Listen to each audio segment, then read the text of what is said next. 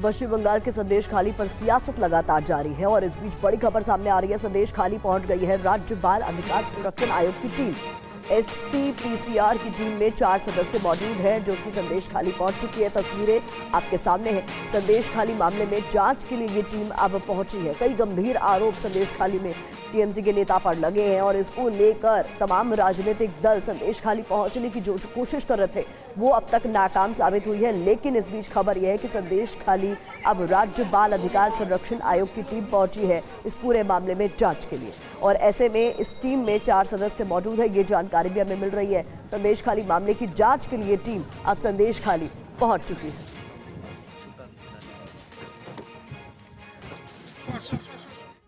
राष्ट्रीय अनुसूचित जाति आयोग की पूरी रिपोर्ट भी सामने आई है। बता दें आपको, राष्ट्रपति शासन लगाने की मांग कर दी गई है। संदेश खाली पर तुरंत कार्रवाई की मांग की गई है। SC/ST कानून के तहत केस करने की मांग की गई।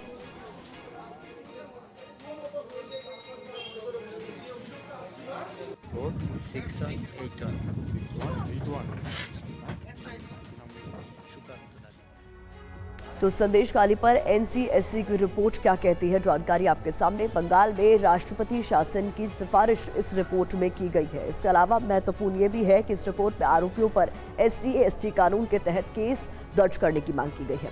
हालात गंभीर है, तुरंत कार्रवाई की मांग भी इस रिपोर्ट के जरिए की गई है। रेप, टॉर्चर और जमीन पर कब्जा करने के गंभीर आरोप लगाए गए हैं। बंगाल सरकार पर जानकारी को दबाने, छिपाने के आरोप भी लगे हैं। इसके अलावा अनुसूचित जाति की महिलाओं से अत्याचार की बात भी इस रिपोर्ट में कही गई है। शाहजहां की पुलिस से मिलीभगत के आरोप भी लगाए गए हैं। साथ ही साथ जांच में ममता सरकार से मदद नहीं मिलने के आरोप भी लगाए गए हैं। ऐसे में कई गंभीर सवाल संदेश खाली की पूरी घटना को लेकर लगातार उठाया जा रहा है। इस बीच बड़ी खबर भी सामने आ रही है, जहां केंद्रीय मंत्री निशित प्रामाणिक का बड़ा बयान सामने आया है। ममता बनर्जी से नहीं संभल रहा है तो केंद्र तैयार है। इस पूरे मामले को लेकर अब केंद्रीय मंत्री का ये बयान सामने आया है। निशित प्रामाणिक ने क्या कहा है, जरा सुनिए।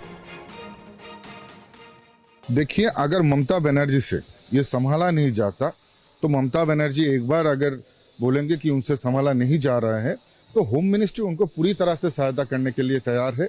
सेंट्रल फोर्स पूरी तरह से तैयार है और इस सिचुएशन को डैमेज कंट्रोल करने के लिए जो है केंद्र सरकार पूरी तरह से राज्य के साथ खड़ा रहेगा। और इस बीच बड़ी खबर सामने आ रही है, सुकांता मजुमदार को अस्पताल से छुट्टी मिल गई है। कोलकाता के अपोलो अस्पताल से छुट्टी मिली। पुलिस के साथ झड़प में घायल हुए थे सुकांता मजुमदार। तस्वीरें भी आपके सामने हैं। 14 फरवरी को बशीरहाट में वो जख्मी हुए थे। पश्चिम बंगाल बीजेपी के अध्यक्ष हैं सुकांता मजुमदार, जिन्हें की चोट लगने के बाद अस्पताल में भर्ती किया गया था और अब उन्हें अस्पताल से छुट्टी मिल गई।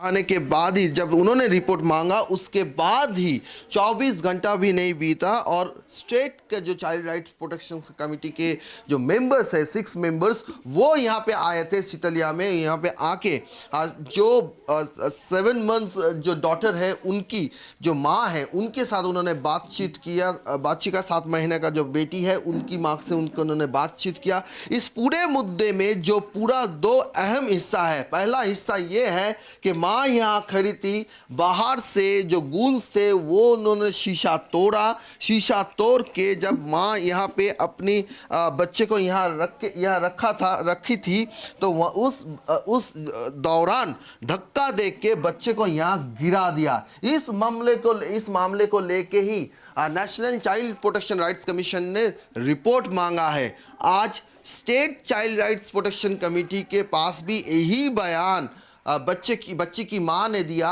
ऐसा ही उनका मां का दावा है।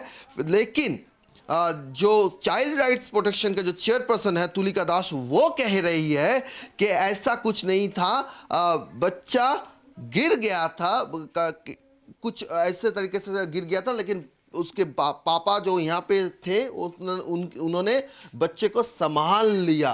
तो फिर जो मुद्दा था, जिस मुद्दे को लेके national child rights protection committee ने रिपोर्ट मांगा है, state child rights protection committee उस मुद्दे को कहीं कम नहीं कर रहा है, उसका जो वजन है उस वजन को कहीं कम नहीं कर रहा है, ऐसा कुछ प्रश्न उठ रहे हैं। इस दौरान मां का दावा यही है कि उन्होंने वही बात state child rights protection committee को भी कहा है। दूसरी जो बात है कि ये लोग कुछ पुलिस के, यहाँ का जो लोकल पुलिस है उनके मौजूदगी में ये घटना घटी, और इस बारे में उन्होंने TV9 भारतवर्ष के हाथ ये दो पिक्चर उन्होंने उठा दिया है। इस पिक्चर में उनका कहना है कि ये है संदेशखाली थाना का IC है और ये हिंगोलगंज थाना का जो सेकंड ऑफिसर है वो है, और इन दोनों की मौजूदगी में ये घटना घटी, ये पूरा तोड़फोड़ हुआ। लेकिन प्रश्न ये भी उठता है कि ऐसा भी हो सकता है कि पुलिस सुना कि ऐसा इंसिडेंट हो रहा है, कंट्रोल करने के लिए वो आया, लेकिन इन लोगों का कहना है कि नहीं, ऐसा कुछ नहीं था, उनकी मौजूदगी में ये सब घटना घटी। पूरे मामले में और एक बात आ रही है कि 7 दिन बीत गए, अभी तक ये कंप्लेन क्यों नहीं किया इस फैमिली ने। फैमिली का दावा यही है कि वो लोग डर में जी रहे हैं, वो जा नहीं पा रहे हैं। भुजंगो दास वो इलाका में नहीं है, वो इन TMC के जो पार्टी वर्कर्स हैं उनके दबदबा के वजह से उन घर में नहीं रह पाए।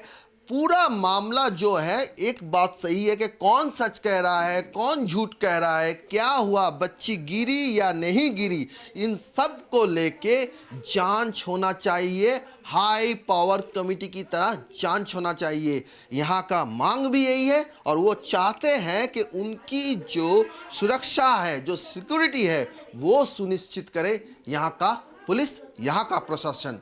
कैमरा माखन पत्र के साथ सौरभ दत्ता, TV9 भारतवर्ष।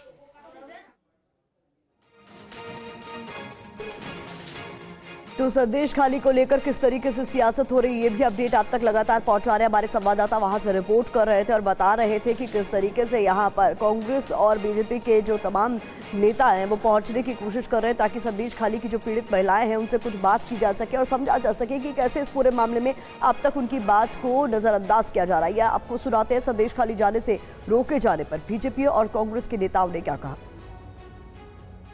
वो बेटियां और महिलाएं संदेश खेड़ा की थी, जिनके साथ शाहजहां शेख के गुंडों ने अत्याचार किए हैं, सेक्सुअल एक्सप्लॉइटेशन किया है, और ये धमका करके नहीं आओगे तो हस्बैंड को गोली मार दिया जाएगा। You are a Bengali queen of cruelty। আপনি বাংলার নৃশংসতার এক রানী, ক্ষমতা। বাংলার মুখ্যমন্ত্রী বারবার বাংলার মানুষকে ধোকা দিয়েছে। राज्यपाल जी को सारी घटना के बारे में जानकारी दिया हम लोगों ने। राज्यपाल जी से वो खुद भी दुखी है। कोर्ट से, माननीय उच्च न्यायालय से हम लोग आग्रह करेंगे, उनसे परमिशन लेंगे और उनके परमिशन के बाद जरूर संदेश खाली हम जाएंगे।